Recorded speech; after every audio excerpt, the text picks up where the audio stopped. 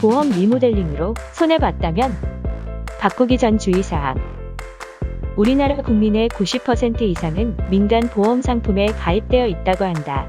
보험에 든 이들은 이렇게나 많지만 최근 코로나 사태가 계속되면서 매달마다 납입하는 보험료가 부담이 되는 이들이 점점 늘고 있다. 이로 인해 기존 보험료를 낮춰주고 보험금은 늘려준다는 말로 소비자들을 현혹하는 보험 리모델링 광고가 급증하고 있다. 성급한 보험 리모델링으로 원금 손실, 특약 보장 불가능 등 피해 사례 많아 최근 보험 리모델링을 권하는 이들이 크게 늘었다. 이는 인터넷, 유튜브, 케이블 TV 등에서 기존 보험을 해지하고 신규 보험을 가입하도록 광고를 하는 것이다. 그렇지만 이를 믿고 그대로 따랐다가 원금 손실을 본 금융 소비자들이 늘고 있다.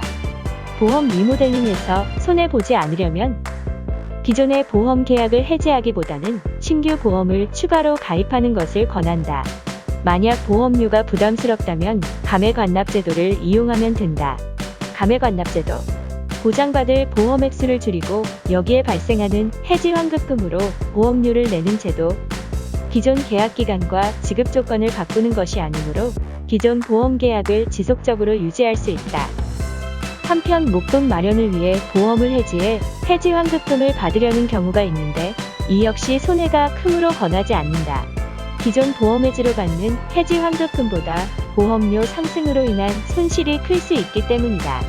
만약 돈이 급하다면 보험 계약 대출 제도를 이용하는 것도 방법이다.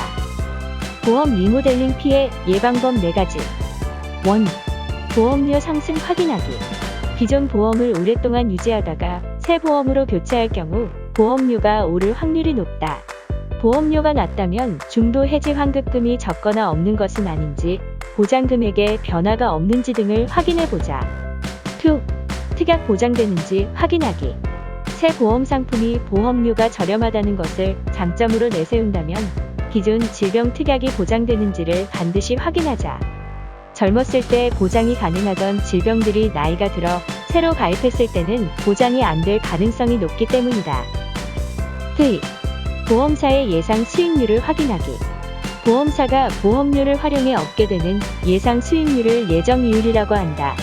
보통 예정이율이 높다면 내야 하는 보험료는 낮아지지만 요즘처럼 금리가 낮을 때 출시되는 상품은 예정이율이 대부분 낮다.